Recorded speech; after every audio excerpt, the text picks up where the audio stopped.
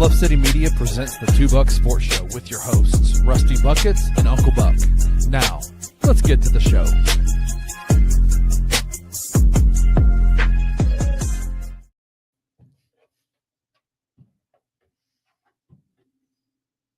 Is up, everybody. Welcome to your Wednesday edition of the Two Buck Sports Show. I am your co-host, Rusty Buckets, coming to you live, as always, right here in East Memphis, the most dangerous land in the world. If you watch ESPN and Twitter the last couple of days, Drew, I'm happy to report that I went to the grocery store yesterday, the gym this morning, and I survived both adventures out of my house. And I'm happy to be here, man. How are you, Drew? How's things in Mississippi?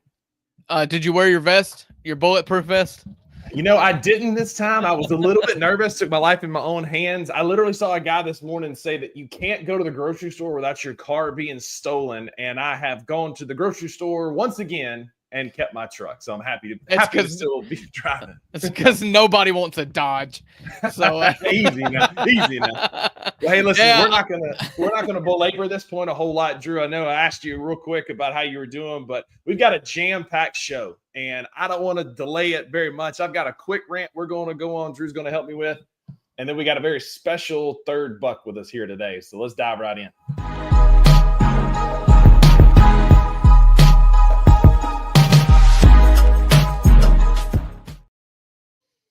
All right, Rusty, it's Wednesday. It's our second show of the week. It's our second segment of the show, which means it is our real or counterfeit segment. That is where Rusty gives me a take, and I say whether that take is real or counterfeit. And it's just really as simple as that, and it doesn't need any further introduction. So, Rusty, give me a take.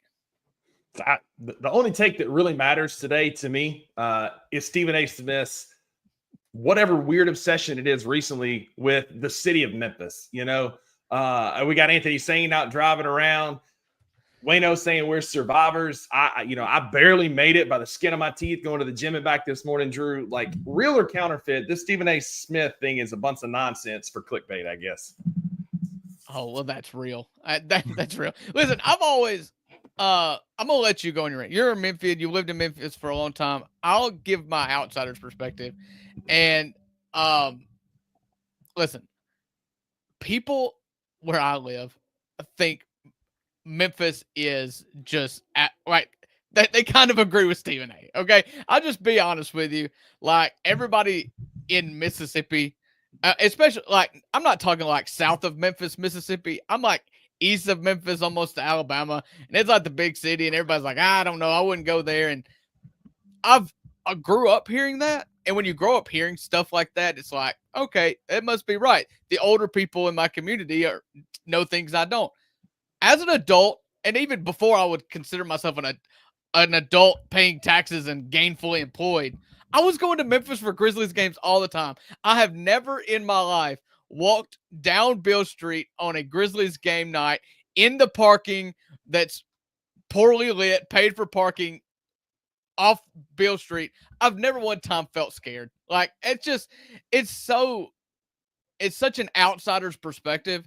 And Stephen A. Smith is an outsider. And if you're going to give takes about a city, don't do it from an outsider's perspective. Get people that live there and have been gainfully employed there and called Memphis their home. Get their perspective on it.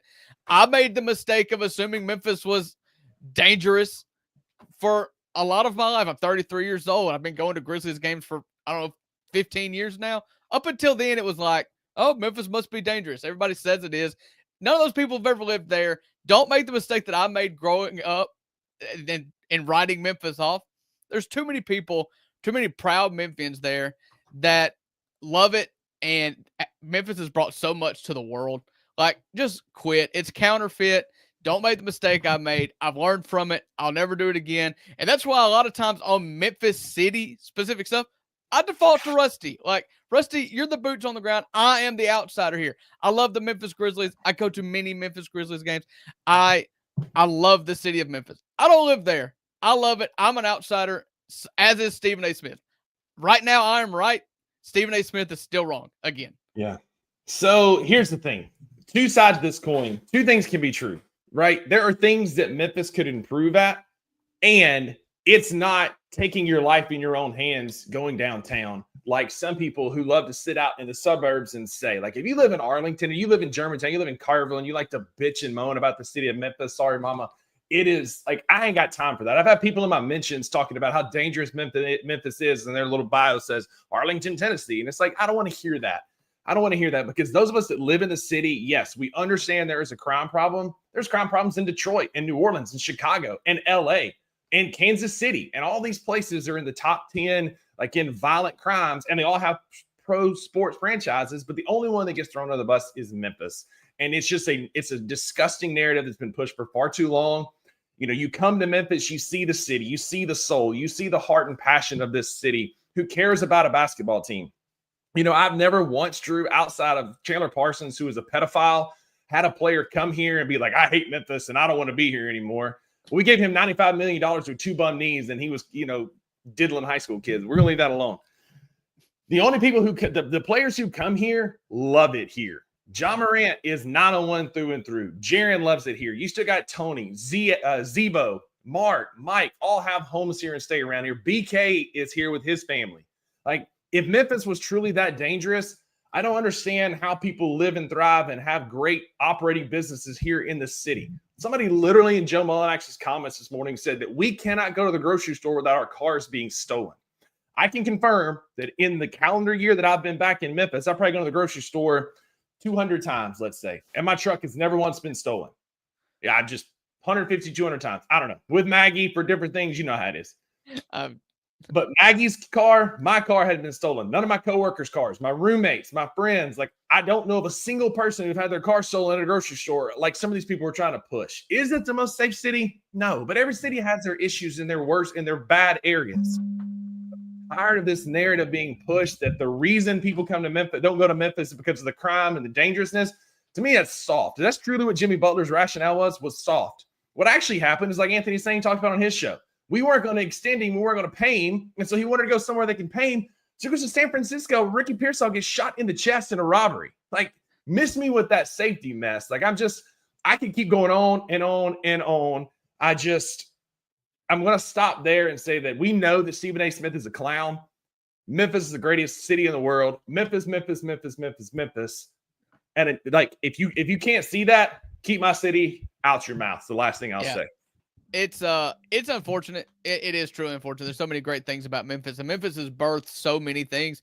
And my favorite thing I ever heard about Memphis, and I didn't realize it until I stepped foot in the FedEx Forum for the first time, is Memphis is a city with a heartbeat. It's got character, and it's honestly it's got a crime problem, but like you said, so does every other major city in the world. It's also got a PR problem. So we've got to figure out how to fix the PR of Memphis. And I'm not the guy to figure that out. I've got my own PR issues here. And DG, you're right. You can have opinions about it living in the suburbs. I'm a little heated, so that's fine. But if you're going to have an opinion, I am a problem solver. That's what I do in my personal and professional life. If there's a problem and you see it and you want to be loud about the problem, bring solutions. Be a part of the change. Help things in the inner city, mentor kids. I know, DG, you do a lot of baseball lessons, so good on you for that. But like, if you want to have a complaint and bring a problem about the city, bring a solution with it, and then I'll hear what you got to say. This is interesting. Yeah. Our celebration of criminals and murderers in this country is probably something that we could fix as well. Yeah. So, yeah, that's it. He's absolutely counterfeit. Honestly, sometimes I feel like, and it's Stephen A. is going to talk, and so you've got to push back. Sometimes I feel like if there was a way to just, as in unity, as a United States populace, to just not respond to Stephen A., it would probably do that. But Stephen A. is the kind of guy that's like, he's just going to talk just to hear his voice. That's it, man. So stop bringing problems and start bringing solutions for the city of Memphis. And speaking of bringing solutions, we've got a guest on the other side of this video who's going to help us walk through this Desmond Bane trade that created a solution for some problems that the Magic was having, and also going to help us create some solutions for the problems here in Memphis. So we'll see y'all on the other side.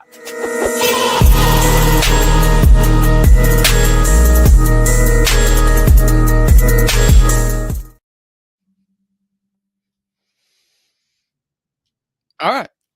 Segment number 3. We have got a new segment. We're trying to get more interviews, and there's really no better time to get interviews than when a massive trade has happened. So we got Philip Rossman Reich here, cousin of Frank Reich. I'm just going to say it. No, I don't think so. Unless No. it's long lost cousin. Okay. Well, if he was like an uncle somewhere, you could probably get some money out of it. The dude is still getting paid to coach. That side of the family, the family tree is a little bit hard to find, and we don't need to get into those reasons right now. But that side of the tree, it's hard to find. Well, in Mississippi, our family trees are very slender. Whoa, this ain't Arkansas now. We're so glad to have you here.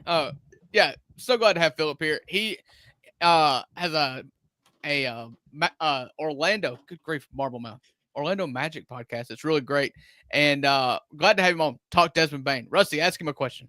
Yeah, so yesterday I listened to, as Edward's talking about here, you were on the Locked On Grizzlies show. You have the Locked On Magic that pops out. Locked On Grizzlies and Locked On Magic did like a collab yesterday with you and Joe Mullinax and our own DeMichael Cole. Great job on that. It was an awesome interview. But for the good people here, tell us a bit about what the rumblings were, like when you first started hearing about the Desmond Bane trade, kind of your initial reactions. Yeah, I mean, let's start here.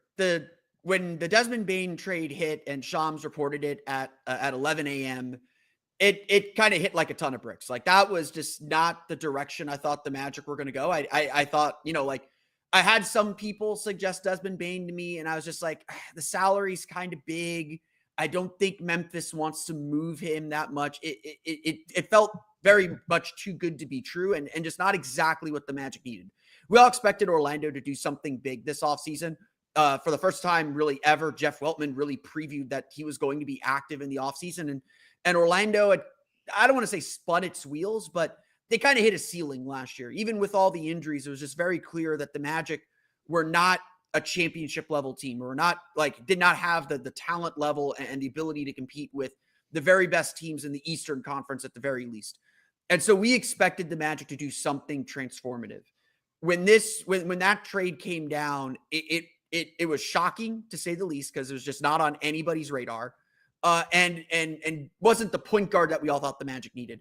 That it became very, very clear as you began to study who Desmond Bane is as a player, that he just checks a lot of boxes for the Magic and the kind of philosophy that they've had in their team building. Obviously, Orlando gave up a lot to get him. This very much felt like an all-in move, but it really feels like Orlando's going for it. And I think for a fan base that's been hungry for a winner and feels like they're on the cusp of something, everyone's very, very excited down here. Yeah. Let me just say, when I first saw it, the first thing that popped up was Desmond Bane traded. And I was like, oh crap. Because we, as Grizzlies fans, the problem with the calculus of having the big three, or the core three as we call them here, is that you are no longer allowed to have 3 max contracts anymore. And it just became a numbers problem. Do you do what Golden State did and have your big three and then just kind of plug and play your role players? It may be Andre Iguodala one year. It may be, Festus Ezeli one year. Like, just do what you got to do to supplement around 3 massive contracts. Now you can't do that. And so there was a real clear divide between me and Rusty, and I believe like most of Grizzlies fan base here, that Desmond was number 3, and we love Desmond Bane. Like, absolutely adore Desmond Bane. I was shocked to see that you got 4 first-round picks for him. I know that there's some, maybe one of those picks is to take over the KCP contract, all that. What did you think about giving up 4? I think it was it signals an all-in move. Was this the guy that you thought would be the all-in target? I don't care how many picks you gave up. I think he's perfect. Yeah. I like just knowing this Magic front office and the fact that the Magic just organizationally have never been a heavy tax team. Like they like when Tracy McGrady was here in the early 2000s, they had Tracy McGrady and Grant Hill. They had 2 max guys, and Grant Hill was always hurt. And Orlando was just always so hesitant to go into the tax to try and maximize that T-Mac, T-Mac being right. one of the 5 best players in the league at the time. They were always so hesitant to go into the tax for that team. And the team just spun its wheels until eventually they fell off. They went into the tax for a couple Dwight Howard teams, but this has always been a franchise that's willing to spend when the team is good. but Right. never been proactive about, oh, we're just going to go all in for it. Just going for it completely. And obviously, like, dating back to Shaq, like they lowballed Shaq when contracts were beginning to explode in a major way.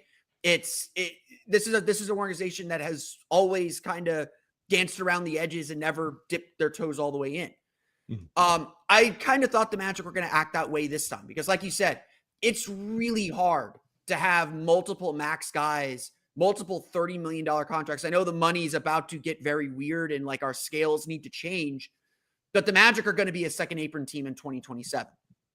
They still have stuff to add, and they're going to have to dance around the first apron to add that. And they're very limited in what they can add the rest of this summer because of all those rules.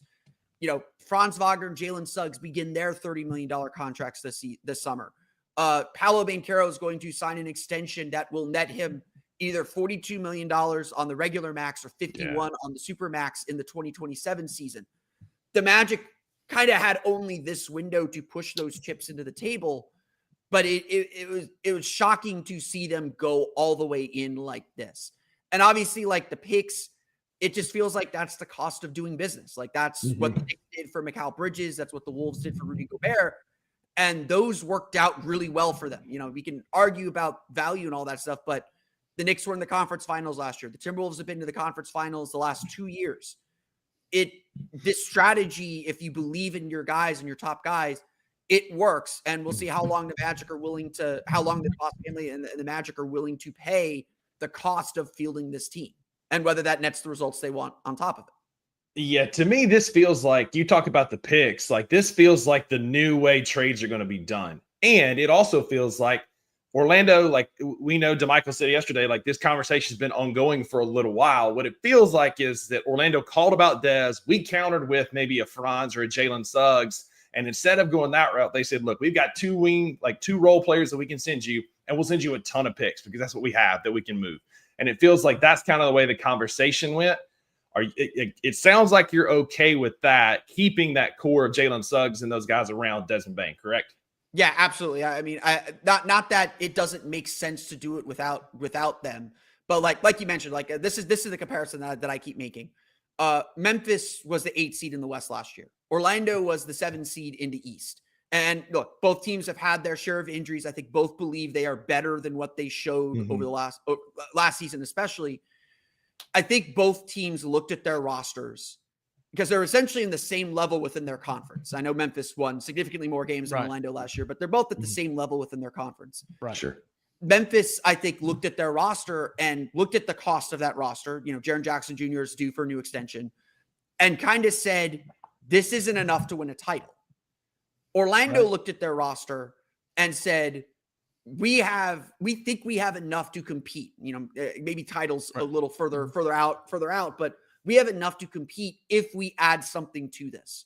Orlando doesn't do this deal if they have to give up Suggs or Franz or any of their key players. They wanted to add to this core that they believe in rather than swap it out. Like Jalen Suggs has been kind of lightly thrown around in trade discussions throughout the summer. There was that Darius Garland idea that Chris Feder put out, and that got Magic fans talking. And as much as Magic fans hated me for saying this and addressing this, it was very much like we all thought Jalen Suggs was sort of like Boston Marcus Smart, where the Magic would have to give up Jalen Suggs to get that next piece that puts them over the top. The Magic didn't have to give him up to get a really important player, and a high-level player, and an all-star, a potentially all-star level player onto their roster. That means the Magic have taken a step forward, where Memphis, you know, again, you guys would know better than me, probably is thinking like, let's reconfigure this thing. We got two pieces we really like. Let's reconfigure this and figure it out from there. Yeah, the hard cap made this a big 3 to a big 2, and it had to be out of necessity. And Memphis has gotten extremely fortunate, honestly, by having Jaren Jackson Jr. not make an All-NBA team and John Morant not make an All-NBA team since he's gotten his new max contract. You know, they've saved themselves a ton of money by them being on the outside looking in. And if you think that John Morant, you know, makes an All-NBA team and Jaren Jackson Jr. doesn't struggle late in last season and ends up on the third team, like we're talking about, it was a Bane necessity trade at that point. And so now to get 4 first-round picks. Let me just tell you from a Grizzlies perspective, what the Magic just did is what we've been wanting the Grizzlies to do forever. The Grizzlies, up until we attached this year's first-round pick to get off of Marcus Smart, we had all of our first-round picks for this foreseeable future. And it's like, listen, I don't want picks. I want players. Ja's now 26 and Jaren's now 25 or somewhere in that range. And at this point, Desmond Bane was around the same age. Like, I don't want rookies anymore. Take the first-round picks, ship them off, and get something you need. And, the Grizzlies time and time again is like, oh, well, we offered 4 firsts for Mikal Bridges, or we offered 4 firsts for OG Anunoby, or we offered 4 firsts for KD and Jimmy Butler. And it's always like, well, we couldn't get the deal done. Well, we just allowed 4 first-round picks to be traded for one of our players. So now the onus is on Zach Kleiman now. The job's not done because I don't want the Magic's 4 first-round picks. So just take those. And this seems like it would have been like a perfect 3-team trade, to where you guys could offload the picks, we offload Bane, and we both get what we need. And obviously, it's kind of hard to make those work, especially a week out from the draft. And so I think this is a perfect trade scenario for all of us, as long as the Grizzlies now use the Magic's 4 first-round picks or our own or the Phoenix one or whatever to go get what we need. Yeah, exactly. And look, Memphis shouldn't, I know some people were like speculating, is Memphis about to kind of blow the whole thing up and start over? And it definitely doesn't feel that. It definitely doesn't feel that way. This felt like a reset, like let's restock the coffers. And honestly, like, I know there's always a potential that they could shuttle Cole Anthony somewhere else. He's got a very movable contract, a very team-friendly contract. And, frankly, I think Kentavious Caldwell-Pope is a really good addition for Memphis. I know he had a down year last year. There's no getting around it. He is still an excellent defender, a really good locker room guy. He still theoretically can shoot. And again, bad year last year, but when the Magic were at their best, he shot 40-something% over the last 18 games. So there is a lot, I don't think Memphis just got all these picks. They did get 2 rotation level players. Now, again, Cole Anthony has his weaknesses, but he is a great locker room guy. I really want to stress that as much as everyone has told me how great Desmond Bane is in the locker room. And we spoke to him yesterday here in Orlando, and he seems like a very mature guy, He is a serious guy. Like he seems like he's going to fit in really, really well with this group. Let me tell you this. If Cole Anthony is still on Memphis at the beginning of the year, and when I spoke on Locked On Grizzlies, they weren't 100% sure he would be. That dude is the biggest cheerleader for his teammates. He could be on the bench not playing, and he is still up, hyping his guys up, just being the best teammate he can possibly be. And when he has big moments, he lets everyone know. Like he is going, he is the kind of guy that fans just absolutely fall in love with, even if he has flaws that he has to work through and could hold him back on meaningful teams. But the Grizzlies got 2 really good guys here too. It's not just about what they got for their future. And again, draft picks are draft picks. You kind of spend them how you want to spend them. I always joke draft picks are like cars. They have more value as potential picks than they are as actual players. Once you make the pick, they're like they start losing their value. Even if they are Orlando's picks in the back end, this frees Memphis up to kind of flip them around and do a similar move to get another high-level player when they feel that they're ready or they're capable of doing it. Yeah, and that's kind of where Memphis is going to land. We're not done by any means. Like here on this network and on this show, we coveted KCP when he was on the market from Denver. Like that was the guy we wanted when y'all got him. And it was just like, he fits everything that Memphis needs. He's that veteran locker room presence. He's won 2 titles playing alongside 2 of the best players in NBA history. And so he knows what it takes to get there and be a good teammate. So he's one that I've been coveting for a long time, and I'm glad he's on our team. And I truly think he'll stick unless the right deal comes along. Now, Cole Anthony is a guy, it's hard. We've got Ja, who is a bit unreliable when it comes to injuries. We also have a great backup point guard in Scottie Pippen Jr. He is not Cole Anthony. Neither of them are but they're kind of redundant. They kind of do a lot of the same things. And so if you could flip a $13 million contract for Cole Anthony into a $20 million player, like the trade stipulations allow, that's a contract that becomes very attractive to move. But I agree. Watching his antics when he mooned Desmond Bane in the Rising Stars game, seeing him go to bat for his teammates in post-game interviews and on the court, and just that dog mentality. I know, he would fit in super well here. And so I'm glad that we've at least got him for now. And if he sticks, great. But I truly think that Memphis is not done. Like Drew was saying earlier, like we've got all these picks and we made the picks. We've got the Jalen Wells, we've got the GGs, we've got the different guys. It's time to go get a player. And so y'all, real quick though, in the comments, y'all keep coming with these Ask Phil. We're going to get to those questions here in a minute. We've got quite a few questions I want to ask you. We've got some great listeners here. If y'all are here, like and subscribe, turn those notifications on Blessed City Media. We're going to get to those questions again here in a minute. But I want to turn that on you real quick, Philip. Is this the Magic's move for the summer, or do you think there's more kind of cooking on the eye? I think there's still more to do. This is not a complete roster. You know, they didn't gut their depth, but like Cole Anthony was a big piece of their scoring off the bench, and so their bench feels a little depleted right now. You know, and look, the Magic had a ton of injuries last year, but Paolo and Franz are mostly like reliable, durable guys. Desmond Bane's had his injury issues. He's been in and out of the lineup. You know, Jalen Suggs played 35 games last year. I think he's hit 60 games only once in his 4-year career. The Magic still need to like work to build some depth. And like, you know, I don't know how deep into like the CBA rules and everything that everyone goes into. They got to dance around the first apron. They got to dance, you know, they made some moves yesterday or 2 days ago now to dip under the first apron so that they could go out and make another trade. They have the ability to get under the tax line with some of the contract options that they have and go after another player, another 10, 12, you know, up to $14 million player, but I don't think they'll use the full MLE.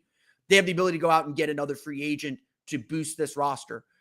Because like I mentioned, because the Magic are about to get so much more expensive with Paolo's extension kicking in and even Wendell Carter getting a pay bump after this season for the 2027 season. This is kind of the Magic's last summer where they can do much of anything, to be perfectly honest. Like this is kind of the last summer that the Magic will be able to flex some muscle in free agency. And again, it's just the MLE. It's not a huge deal. So I do think Orlando is going to look to add another veteran free agent. I think that they're going to look to use the 25th pick. It wouldn't shock me if they're trying to move up from 25 into like the 2019-18 range, almost back to where they were at 16. We got a pick for you. Could we work out a Wendell Carter trade for the 16th pick? I don't know if they do that, but yeah, like it wouldn't shock me if there's one more trade in the works, either for a veteran or to move up in this draft. It's certainly, I think that and part of it is the Magic have Mo Wagner, and I think they want to retain him, but he's coming off a torn ACL. He's probably not back till December. The Magic want to field like a contending level roster. Right. They can't just kind of sit around and wait for him in December and like leave that part of their roster exposed. So I think that the Magic are going to work to add another free agent. I think that the draft is going to be a big piece of this puzzle as well. And then they'll shore up their roster by re-signing Mo Wagner, even if they decline that team option before the 29th. Do you have a free agent or anybody in mind that you? The one that's been rumored has been Nickeil Alexander-Walker. I do think he's going to end up getting the full mid-level exception, which is probably going to be a little too rich for the Magic. But I think someone like him, the kind of guy that I've been thinking about and looking for is another like kind of wing 3-point shooter. Like the way I conceptualized this offseason was the Magic needed to do 3 things. Add 3 rotation level players. They needed a potential starting shooting guard upgrade over Kentavious Caldwell-Pope, which they got in Desmond Bane. They needed to kind of upgrade the Cole Anthony role, that like spark plug guard off the bench. And I've been focusing a lot on Walter Clayton Jr. and Jace Richardson in the draft to kind of fill that need.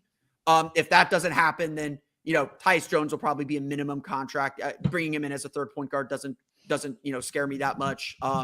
There's been some Magic fans suggesting going after Chris Paul to have another veteran to bring off the bench. I don't know if Chris Paul wants to come off the bench. I don't think he wants to be a minimum guy either. So I think and he's small, and the Magic don't like small players. And he sucks. Even Desmond Bane joked about his small wingspan during his press conference. Everyone kind of knows what the Magic are about. And then I think the other thing the Magic, so upgrading that position, I think is key. And then upgrading the kind of Gary Harris role. The Magic reportedly will decline his team option, but find another 3-and-D wing off your bench to kind of boost that group. And I think again, you have another, if you can find another excellent shooter, like I think Malik Beasley will probably be outside their price range because Detroit has cap room. They'll re-sign him, but players of that ilk.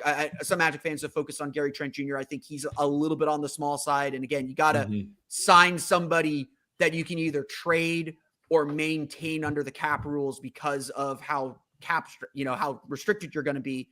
You gotta kind of pick the right guys there. Yeah, two things. First, did you know that Nickeil Alexander-Walker's cousin is Shai Gilgeous-Alexander? Never heard of him. Never heard of him. Just a fun fact you heard here first. Yeah. Two, if you go and sign Tyus Jones, I think you'll have all of Memphis. Their second favorite team would be Orlando, if it's not already. So yeah, that's interesting. I think it's always fun. You talked about being limited going forward. That's not necessarily a problem if you nail it this offseason, because you've got your core. You've got Bane with 4 years left on his deal, if I'm not wrong. And then you've got Paolo, who's going to end up with a supermax one day, and he'll be there. If you're drafted to a team, typically you're staying 8 years. That's typically how it works these days. And the same thing works for Franz Wagner. And so, yeah, really cool place to be, but it's there's a lot of onus there. And kind of the same thing with the Grizzlies. We're kind of on the same timeline. We're just maybe 1 or 2 years ahead, and it's why it's so critical to get all of this right.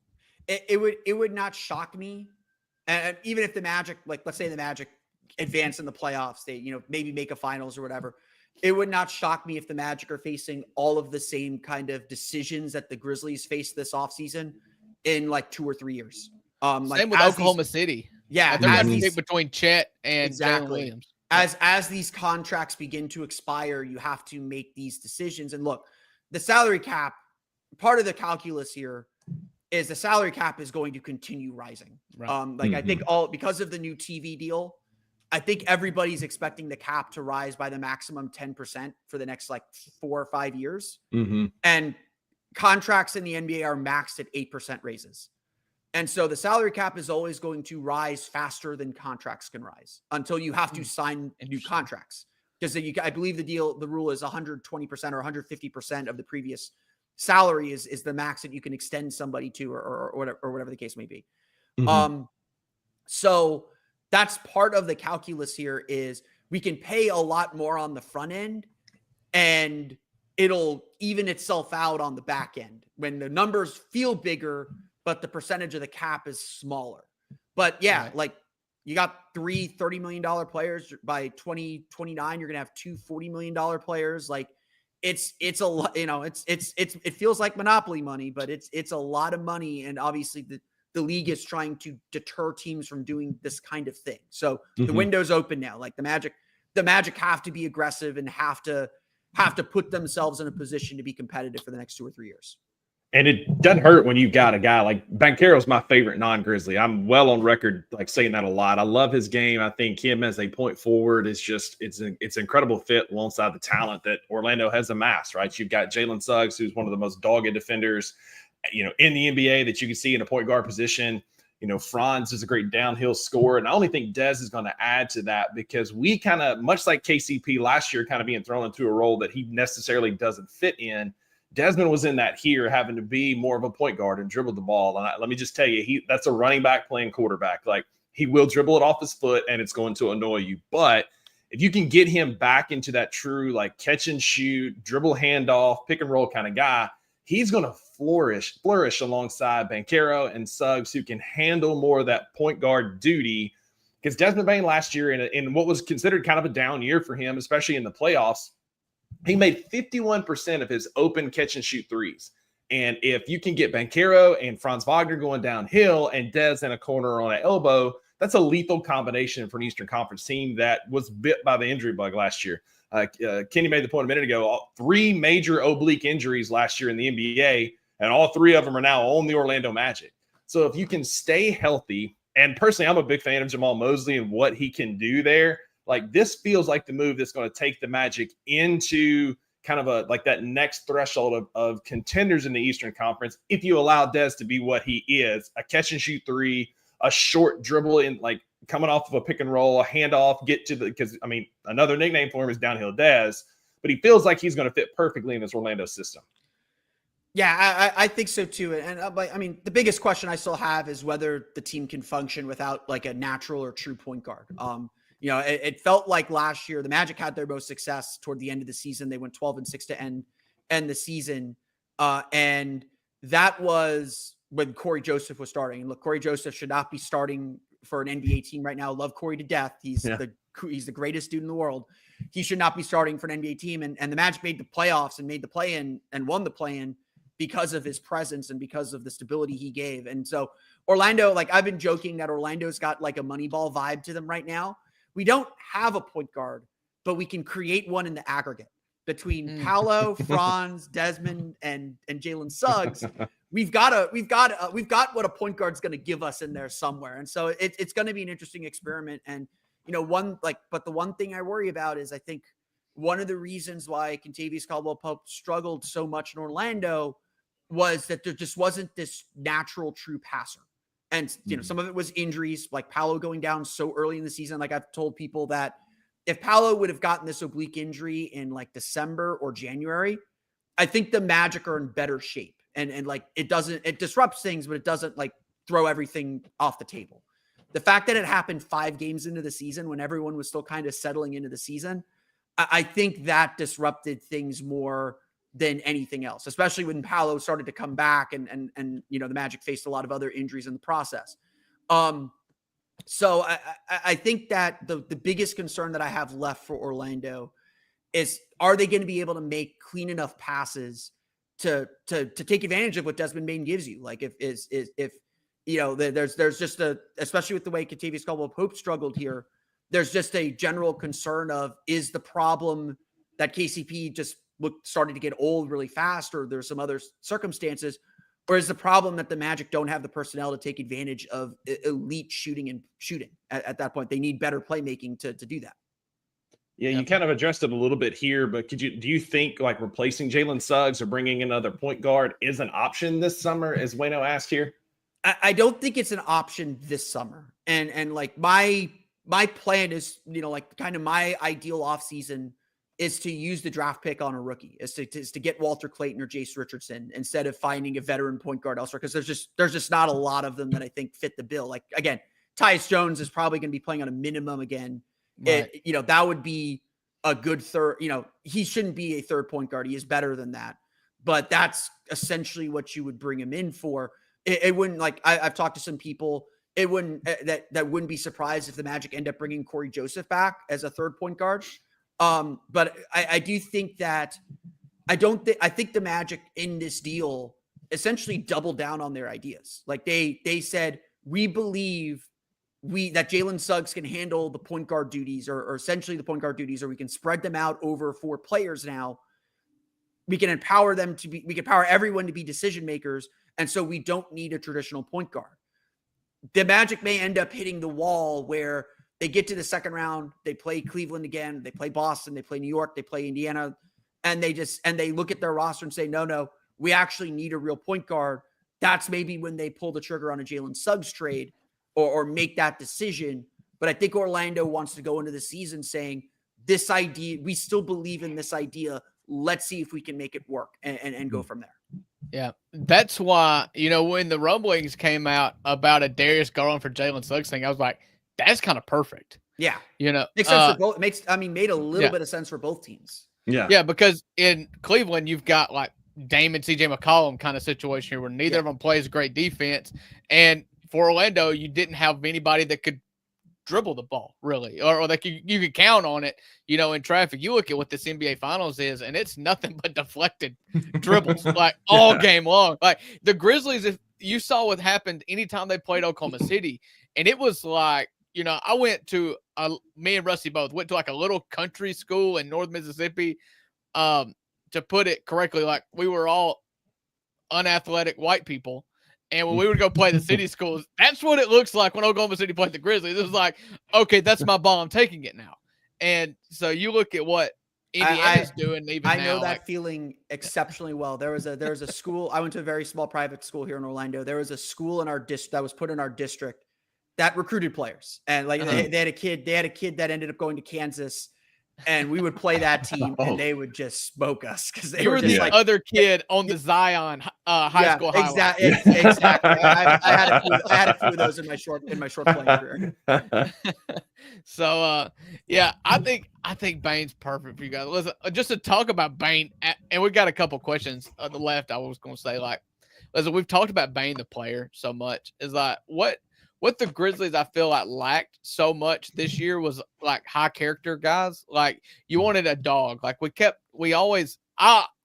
speak to myself. I always gripe that like I hate that John Morant doesn't play more basketball. I hate that when he plays, it's like, what kind of mood is he in? And you needed more animals. You needed more dogs this year. And what you're getting in Desmond Bane was like our only alpha, if we're being honest. Like it's something we're going to have to try extra hard to get. The dude's just an absolute maniac. He loves calling LeBron James old. He likes to like hold the form in George Niang's face he's just an absolute animal. I love the personality. He's a Rottweiler. And not only against other teams, but like if you've got to do this not playing good defense, and Bane is not a guy that's a great defender by any means, but he tries hard.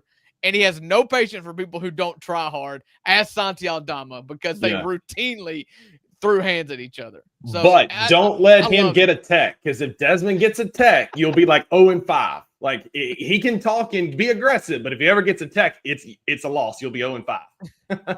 He doesn't have a good track record when he gets techs. Yeah. I mean, the good. I mean, that he's just hearing him speak during the introductory press conference, like it really does feel like he's going to fit this team's culture. And like Jeff Weltman, the president of basketball operations, does not like using the term culture. He thinks it's kind of a made up term, but he described like Des is a culture guy. Like Des is a guy that by all accounts kind of sets the tone for the whole team. And the Magic have a lot of those guys. Like Jalen Suggs is a talker. Yep. Like he is constantly chirping. I don't like Paolo Banchero comes off as this very like kind of laid back dude. Like he just like when he's talking to media, he seems very like kind of just always cool. I don't know that he I've is ever talking heard trash all game long. He is barking at players all game long. Like Franz Wagner, nobody think like Franz Wagner is kind of the quiet little brother of the Wagner brothers. Like no one thinks of him much. He is yapping at people all game long. And usually he's yelling at himself. He's like just such an intense competitor. But like you mentioned George Niang, Franz gives George Niang, Franz and Paolo have gotten into incidents with George Niang on the court. George Niang has got to be the most punchable face in the NBA. Oh God, absolutely. It definitely feels like this is a great culture fit on the court. Off the court as much as it is on the court. And I think, like this is the second best defense in the league. The Magic are one of the best defenses in the league. I think all the guys that I was looking at, all the point guards, would have required them to sacrifice some of that defense. And look, the Magic are probably a little worse defensively, giving up Kentavious Caldwell-Pope over Desmond Bane. But like you said, Des is going to try. He is physical. He's going to bump you. He's going to hit you. That's exactly what the Magic want. And so I don't think they sacrifice very much on that end. Well, and just on that real quick, like your team is built to withstand that when you've got Jalen Suggs next to him and you've got, trees behind him like Wendell Carter Jr. and Paolo, and you can withstand that. The problem with Bane defensively for the Grizzlies is that he was beside Ja. And it's Ja can try to get in passing lanes, but heads up, neither of them are going to do it. You guys are much more well equipped to sustain a less than ideal defensive outing from Desmond Bane. And he was better this year, but he's a better two-way guard than he gets credit for, especially with his effort this year. But he's not going to be a lockdown defender by any means. Yeah. I mean, like the Magic don't need that, and a lot of the Magic's philosophy is about switching. So it's can you like what they're looking for is like can you hold your own against multiple positions? Like, can you, like Des probably will struggle against quicker guards, but can he hold his own switching onto a Donovan Mitchell? Can he hold his own, when he has to switch onto a Jason Tatum or a Jaylen Brown or a Mikal Bridges or whoever it is there's going to be some things to figure out, but there's a lot of help behind him too. And a lot of guys, especially who know what Jamal Mosley's looking for and what to do. Yeah. Last question here before we start letting you get out of here, man. But everyone wants to know, what are your thoughts on Caleb Houston, young prospect out of Michigan? Do you think he's got a future in Orlando? Caleb is a really interesting case. Because the Magic absolutely love the kid. Like they say he's the hardest worker on the team. Like they call him the machine. Like they view him as such a hard worker, and he really came around last year. Got some more playing time toward the end of the year. I think he shot 40% from three overall, which again, for a team that doesn't make very many threes, like feels like a breath of fresh air. Having another guy who can hit a lot of threes and kind of go on those 3-point scoring binges is such a valuable skill. Like I think that as much as anything, that's what the Magic want from Desmond Bane. They want a guy that will make 6 or 7 threes on a random Tuesday when you need it. And that's something the Magic did not have. Like Kentavious Caldwell-Pope is not a volume shooter. He's taking 5 a game. He's going to make 2. That's good, but you need some variability sometimes. You need a guy that's going to make 4 or 5 on occasion. Caleb Houston can be that guy. It's been weird though, because for whatever reason, he's just not able to get playing time. Some of it might be he's got size that the Magic like, but he was never a better defender than Gary Harris. And so they trusted Gary Harris a little bit more. But at the same time, anytime like a wing had to miss a start, Caleb Houston was the starter. Like he'd slot right into the starting lineup, and they trusted him enough to be that spot starter. So I don't know where the Magic stand on Caleb Houston. I think that his contract is so affordable right now that it's 50-50. Again, if the Magic want to use the MLE, use the non-taxpayer MLE, they have to decline Caleb Houston's option to do that. Would not shock me if the plan is to decline it and bring him back for virtually the same amount, or whatever, a little bit more than the minimum that they can. I think that the Magic like him enough to keep trying him. And obviously the contract value is so important to get something out of your small contracts when you're this far over the cap. But I don't know. I don't know if the Magic are like falling over themselves to keep him. Like you could find kind of those spot shooters elsewhere. And Caleb's a good kid. I think that he's grown and matured and gotten better every season. It's just, where do you find playing time for him, or where do you find playing time for any young player on a team that's trying to win? Yeah. I think we're in the same boat. A lot of that. We've got our team is filled with guys that just kind of like, the John Conchars or Vince Williams Jr., G.G. Jackson's like, maybe you can see a role for them. Maybe they bloom into something, but if for the right move or to save some money to spend elsewhere, it's like, you're probably okay with seeing what's out there. Yeah. Yeah. So, hey, Philip, we just want to say thanks, man. Appreciate the time. This was awesome. Great insight from a Magic perspective. Tell the folks where they can find you online and your shows and writings and whatnot. Yeah, absolutely. Best place to follow me is on Twitter at PhilipR_OMD. I'm also on Blue Sky at PhilipRR, I believe. You can find my podcast, Locked On Magic. We're covering like all angles of this trade and beginning to start thinking about what comes next over on Locked On Magic. As I'm sure your listeners know, listening to Locked On Grizzlies, we're 5 days a week until the end of July. So you get your daily dose of your favorite team there. You can also find my written work at OrlandoMagicDaily.com. I have a Patreon as well, but I don't know if everyone's ready for deep dives into the Magic and all their issues on there, but you can find that at patreon.com/Orlando Magic Hub as well. Awesome. Yeah. Thanks for being here, Thank guys. you, Philip. On the other side, we've got one more Grizzlies trade we're going to talk about before we let you go on the other side of our commercial break. Looking for an alternative to alcohol or conventional medicine? Check out Ounce of Hope, a Memphis-based dispensary with 2 local stores in the Sanderland Center and on South Cooper Street. You can get all the products you need in a location convenient to you. Each store offers an intentional shopping experience with dedicated bud tenders to answer all of your questions, from product selection and mushroom blends to our personal favorite, the Delta 9 seltzers. You gotta try the Peach Buzz. Try Ounce of Hope at either one of their 2 Memphis stores or at www.ounceofhope.com for convenient products shipped right to your door. Use the promo code BluffCity for 15% off any order, excluding sale items. Cannot be used in conjunction with other promotions or discounts. One use per customer.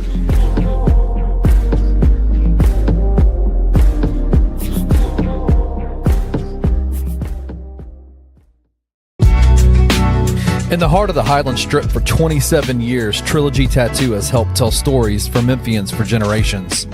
Located at 530 South Highland, Richie and his team are waiting to help you tell yours. From tattoos to piercings, your body art should be as unique as you are. Voted a Memphis Flyer top 3 tattoo shop in the city of Memphis since day one. Your story will be safe here at Trilogy Tattoo. Open 7 days a week, Monday through Saturday, 11 to 11, and 3 to 11 on Sundays. They have convenient times waiting on you. Let Trilogy Tattoo help you tell your story.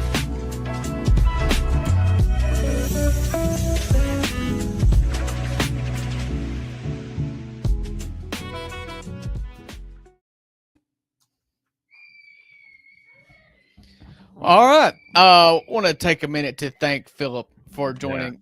It's always important. You know, we're not prideful people. We like to have people on that is clearly smarter than we are. And I feel like that's what everybody would agree on after listening to a segment with Philip Rossman-Reich of Locked On Magic. They're clearly smarter than we are.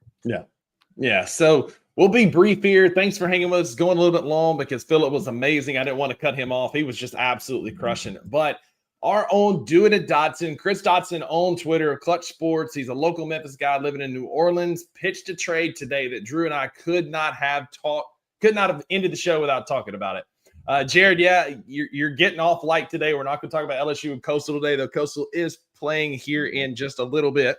But the trade today that came out, personally, I think we both are big fans of this. So kind of hang with me. The most important thing you need to know is the Memphis Grizzlies would receive, it's involving the Grizzlies, the Nets, and the Jazz, and the Pelicans. So what's that, a 5-trade team? And he said yesterday on the Anthony Sain show that he had a doozy cooking, and this is it. So the most important piece here is that the Memphis Grizzlies would receive Nick Claxton, Cam Johnson, Herb Jones, Keontae George, and Walker Kessler. All names that I think we can agree, Drew, that would solve a lot of issues that we see with this Grizzlies team. I would send Keontae George to China. I mean, that's fair. That's the one that's like, man, that one's fine. But Claxton, Cam Johnson, Herb Jones, like those guys. Yeah, wow. Absolutely. Yeah. The Nets would get from us, the most important things, just to make it brief, would be our 2025 pick, the 2026 first-round pick swap next year, and the 28 first-round pick that we just acquired from the Magic as well. The Jazz would receive Brandon Clark and Zach Edey from the Memphis Grizzlies. And then as well as the 2028 first-round pick. That's the Jazz. Then the Pelicans would receive John Collins, D'Angelo Russell, John Conchar, and Gigi Jackson Jr., along with the 2029 first-round pick swap. And to me, Drew, this is a great use of all those picks because what have we been saying all along? Let's not all dump them on Kevin Durant, but let's sprinkle these picks around and flip this roster. Do you think this would accomplish those goals? Yeah, I think it you know, you turn – if you just make this concise and just look at players, you know, you get Nick Claxton, Cam Johnson, Herb Jones, Keontae George, and Walker Kessler, and you send out Cole Anthony, KCP, Edey, John Conchar, Gigi Jackson, and Brandon Clark, right? Mm-hmm. No, Brandon Clark wasn't in this. He's gone to the Jazz. He would go to the Jazz. Okay, I missed him. So, yeah. So, I think that sets you up. That gives you lots of wings. You know, we love Herb Jones. We love Cam Johnson. Nick Claxton's interesting. But if you have your bigs being Claxton and Walker Kessler, those are variable enough that you could make that work with a 2 deep. I'm interested in that for sure. And with the prizes obviously being Cam Johnson and Herb Jones. Yeah, I like Claxton's defensive ability alongside Jaren. I was about to put that up. DG says Jenny is the deal breaker. We can't do it. But I like Nick Claxton. He's a great defender. He's a rim protector. He can finish at the rim. Walker Kessler kind of provides you that big lug that Zach Edey currently is for us with a decent proven track record of being able to play. So I personally like this because then your starting lineup is completely flipped. You've got shooting, you've got scoring, you got guys that can defend, you've got big, again, Jaren, Nick Claxton in the front court. Like this checks a lot of boxes for me as a Grizzlies fan. So I would 100% do this trade. Yeah. I mean, at that point, you're looking at a starting lineup of I guess it would be Herb and Cam Johnson and Jaren Jackson Jr., either Walker Kessler or Nick Claxton. Like, I like that. I do like that. That's a and big team. You could even like Jalen Wells if you want to go a little smaller at the 2 guard. It's still an option there, and have her come off the bench. But I just this would just be this to me. This is a great use of the picks and flipping the roster. But that's going to do it for our wins. Good luck figuring out when the Grizzlies pick, because all these picks were all swaps. Like he said it in the headings, like this is swap heavy here. Like I would never understand when the Grizzlies pick ever again. I mean, we may not pick again to like 2031 based on this, but that's okay because we've got players. F them picks, as Anthony Saint is famous for saying. But that's going to do it for your Wednesday edition. I will not be here on Friday. I will be in Nashville with Maggie. So you got Uncle Buck dropping an interview that we did Tuesday night. Y'all do not miss it. Drew, tell them about that interview real quick. Yeah, so Friday when Rusty's out, we planned ahead, and we got Chip Williams of Grizz 901 fame. If you guys watch the post-game show, he is a draftnik. He loves college basketball prospects. And when the Grizzlies moved into the first-round pick, the middle of the first-round pick with the Desmond Bane trade, we looked at each other and was like, I have no idea about any of these players. We need help. So we went and got help. Chip Williams was kind enough to give us just over 35 minutes, I believe, of just straight NBA draft talk. So lots of names were mentioned. You don't want to miss it. It'll be Friday in our second Grizzlies segment. But in the meantime, be a friend to somebody who needs a friend. And remember, Drew, what Philip said was great, but there are no refunds from what you heard from the $2. That's right. Because with the $2, you always get what you pay for. And I'll see you Friday. Nashville, Rusty will see you Friday. Thank you for tuning into this episode of the $2 Sports Show. If you enjoyed this episode, subscribe to Bluff City Media's YouTube page, like this video, and leave a comment. We will see you back here in a few days.